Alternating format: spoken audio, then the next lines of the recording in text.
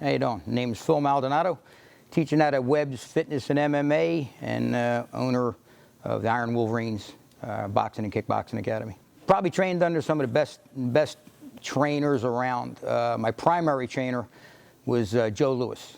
He was a former world heavyweight kickboxing champ, twice voted the best fighter in the history of karate. I've been with him for about 34 years. They'll box, they'll kickbox, they'll do the Muay Thai or the Burmese, they'll do the grappling and ground fighting as well. And they do make the transition from sport to actual combat aspects, especially since he's had a military background. Your Bando, like Left Way, it's Burma, it's out of Burma, and it's more of the Burmese style of maybe the Muay Thai. It's pretty good rugged system. And where they'll use elbows, headbutts, everything else. It's not so much style-based as it is system-based, which is what I like. I don't believe that there's any one particular style that's better than another. So I think it opened a lot of eyes to some of the weaknesses for maybe the strikers, inside fighters, some of the weaknesses for whether it's a wrestler or jiu-jitsu practitioner or whatever, as to, especially when it carries over to MMA. You know, the jiu-jitsu and wrestlers primarily aren't strikers. The guys that are boxers and kickboxers are not ground people, you know, so it kind of opened a lot of eyes to everybody as to, you know, becoming a little bit more of a well-rounded fighter as opposed to being one-dimensional. So it's a super well-rounded system. Again, whether you're in the ring, out of the ring, in close, at range, with weapons, without weapons. And when you're tailoring a routine, like I said, to an individual, obviously everybody's got different strengths and weaknesses. Maybe it's based on an injury, maybe it's based on an age factor. You know, there's a lot of different things to work with. So what we do with that system is that it enables us to tailor a routine specifically, you know, for what your needs are and what your strengths and weaknesses are. Also trained and got certified, didn't just train under them, got, you know, tested under guys, Bill Superfoot Wallace, world middleweight champ, Dr. Mongi, who's the head of Bando, is a Burmese style fighter out of Atlanta, Georgia. Trained with him still presently. And then another gentleman, Peter Urban, out of New York, which has a Goju background, which was fighting style was more Kyokushin based. Cross training without a doubt, whether it's strength, speed, I don't care if it's awareness, which is a super important aspect of it. Being in condition to go to the ground and deal with it, to get back to your feet. Or if you're striking multiple opponents, weapons, there's a lot of variables. It's got to, again, it would carry over whether you're dealing with combat or whether you're dealing, when I say combat, for self-defense as far as the street aspect, or whether you're dealing for combat toward the ring. You don't know what circumstances are going to arise. And if you're dealing with somebody that's going to be specifically developing a strength or skill set geared toward a sport, you'll have some of the same approaches, but some of the variables will be maybe some of the weapons that you may use and some of the different aspects. You go to the street, you're going to be using environmental weapons. I don't care if it's dirt, a rock, a can, a bottle, a stick, something that you may need outside for survival. You know, coming into the ring or into a cage, now you've got rules and regulations, so that's going to separate two of them. What I primarily teach is a system. So the tactics and the approach, you're a lot bigger than I am, so how I would approach you is opposed to somebody that my size or my weight or whatever. You know, that's a big part of it, is when tactic is what's my application going to be based on the situation. At the time, Mr. Lewis, when he was kickboxing, he did everything he needed to gear himself up for the kickboxing American style or international style for the ring.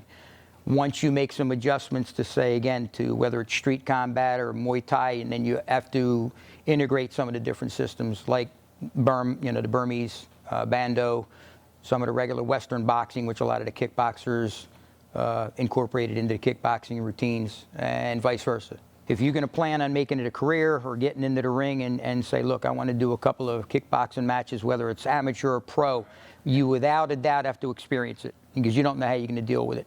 And you make it as real as possible, because the fight is won in the training, in the gym, not in the ring. You know, all the preparation, whether it's physical or mental, which they absolutely both go together. The difficult part, I think, is that when you get somebody that's kind of in a comfort zone, where they kind of tend to kind of stay with something that's comfortable for them, that they know that works, but they need to kind of broaden what they're doing. based on what we were talking about earlier. The approach is different. You know, you could have 5 different fighters out there, and I can't fight everybody the same way. You know, orthodox, southpaw, lead-off fighter, counter fighter, power fighter, speed fighter, mover, pressure fighter. You know, so there's a specific strategy for fighting each one of those types of opponents. So they need to come in with an open mind. So the strength is when you got a guy that's got a good work ethic and is willing to work on the weaknesses and not just the strengths, you know, you can have a winning combination right there. If you're watching films, and some people don't believe in watching a fight film, I do. I like watching a guy that says, look, he may not use it all the time, but this is his favorite setup routine, so look for it. Or this is his power punch, or this is his particular, you know, he's finished in a submission 9 out of 11 guys with this particular move. Maybe it's just from the right side, not the left side. So you kind of pick their strengths and weaknesses, and you can develop a game plan around that, which can help neutralize some of his strengths. There's got to be a respect factor both ways. It's not just because I'm the coach, I'm this, I'm that. There's got to be a respect from the coach to the fighter and his position, and you know, some of the questions that may arise, or you know, some of the difficulties that he may encounter. But it should be a family thing. And it's when you're working, I'm working as a coach to work with them. I'm not fighting against them. I'm not competing against them. I'm not trying to show somebody how good I am, and vice versa with everybody that's working. You have a sparring, it's a sparring partner. It's not a fight. I mean, and you're supposed to help elevate each other. You know what I mean? I'm supposed to help you with some of your strengths and weaknesses. So when you're doing drills, it's exactly that. It's a drill. It's not a fight. So guys have to learn to kind of control what they're doing. They could still pick up the speed without having to pick up the power. You know, so there's different things that they can do to help each other elevate their game, regardless of what position it is, standing, ground, whatever. They got to learn to work with each other as a team, because then that support, it just kind of carries over into everything else. Yeah, it's a passion. It's not hard for me personally to stay motivated. If I get somebody out there that comes to me and they think I've got something to offer, I'm more than willing to help. I've got no problem with that. And if they're not there, I'm working on it on my own anyway. I'm still practicing to this day. And there's nobody that knows everything, has learned everything, and can't continue to polish and grow, even as a teacher.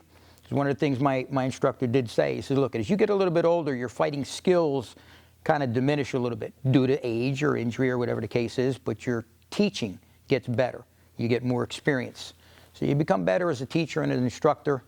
And I like to say teacher. I like to separate them, because when you're teaching, instructing, I can show you something physical. When I'm teaching, I like people to understand why they're doing what they're doing. Not just follow me in a movement or throw a technique because I say, this is the way you fire it. You know what I mean? Well, when do I fire it offensively? When do I fire it defensively? I mean, when do I use it as a draw? When do I use it in as a combination? When do I use it off an angle? So understanding what you're doing is just as important as how to do it. Now, for me, I always try to lead by example. And to me, I think it's super important. I think that's one of the main. I can't just talk. You know, I don't want somebody to do as I say and not as I do. I always wanted to lead by example. If I've got guys fighting 6 rounds, I'll do 10. You know, if I got guys doing 50 push-ups, I'll do 150, whatever the case may be. I always tried to lead by example and be part of. And there's going to be a time where, obviously, you want your students to be better than you. That's a reflection on your teaching. You know what I mean? So my job is to elevate them better than me. You know what I mean? And that's what carries on, whether it's a legacy or whether it's, you know, the program or whatever the case may be. Yeah, but the lead by example thing, even if I'm not the best, it's the consistency and showing that I'm consistent and showing that I'm not just talking about it. I'm, you know, walk the walk, don't just talk about it. But as I'm teaching them, then I ask them to kind of show me some stuff and teach it back to me, so that, and then I'll question, well, why are you doing this, not this? And, you know, you make sure that they understand solid. So if they give an answer, you know, they're 100% confident that that's the right answer. And sometimes there's more than one answer, too. You're testing them, and then you're also teaching them how to teach it. You know, this is the approach I would take with this gentleman. This is the approach I would take with this gentleman. Now, with these 2 guys against him, this would be the tactic I would use. This would be the tactic I would use, again, based on strengths and weaknesses and, you know, physical abilities and that type of thing. So, yeah, you teach them how and why again. You got to find out what your passion is, and then it becomes a little bit easier. You definitely want to be well-rounded, but I think everybody's going to have one particular core as far as what they're going to build around, whether it's ground or stand-up, whether it's the Muay Thai and then they learn how to box, then learn some of the jiu-jitsu and some of the wrestling or whatever. But the first one's going to be your passion.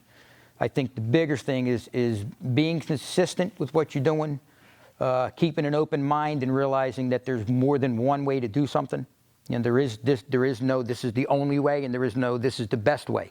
Because again, it goes back to different opponents. This may be the best way for you, may not work for me. Even though we're competing against the same gentleman. So again, it's just, but the consistency and the dedication to just not quitting. I mean, because not everything's going to work the first time out. And sometimes figuring out what the strengths and weaknesses are. Don't be afraid to keep an open mind and ask. And don't be afraid also to, I've seen instructors out there and they teach you, and sometimes I've seen guys out there and say, now you can learn what not to do. Sometimes there's instructors out there that I don't particularly agree with. And it may not be a matter of opinion. It may be a matter of just going, hey, that's just not right. But there are times that I go out there and go, oh, that's not something for me based on size or strengths or whatever the case is. But I still want to learn it because that may be good for one of my other students, maybe not me.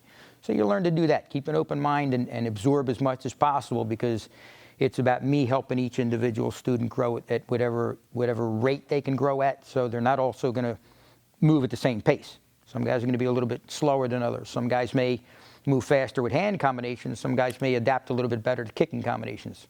If you look at some of the MMA stuff that's happened out there, or boxing or kickboxing or whatever, it all came from some of the traditional roots. I think the downside is that if you do just tradition and you don't kind of evolve, I think they each have their place. The tradition needs, they say, this is the pure aspect of it. If I need to make it an applicable thing to the ring or an applicable thing to self-defense as far as the street, there are some modifications. So, I think they will help each other, because the basic roots are strength in the tradition. But to evolve to become a little bit more of an efficient fighter, it's like anything else. I mean, you start out with a musket, and now we're up to, fully automatic weapons. So the basic principle was there, and then you modify it depending upon what you need as far as combat. I think the traditional aspect already kind of, even if you watch the tournament aspect, I think that's already gone into kind of like what they call freestyle, where people have come up and said, look, they maybe want to delete a certain aspect, or they want to create their own style, for themselves. It's still all tradition-based, whether it come out of Japan, Okinawa, or whatever. But again, I think they're going to kind of learn from each other. I think even some of the freestyle, and again, it depends on what arena you're in. Are you in a point fighting arena? Are you in a kickboxing arena? Are you in the cage? So some of it's also going to depend upon the individual. Where do they want to go with it? Which I think is going to be the bigger factor. If I've got something that somebody thinks I have to offer, I'm always willing to help, because that's what it's about. It's about giving back. I mean, when you get it, that's what you do in return. I mean, whether they call it pay it forward or whatever. And I just enjoy teaching, and I enjoy watching the progress or the advancement of other students. I mean, regardless, it doesn't matter whether it's strength and physical fitness or whether it's martial arts. As long as I can help and you start to see progress and growth from people, that's gratifying.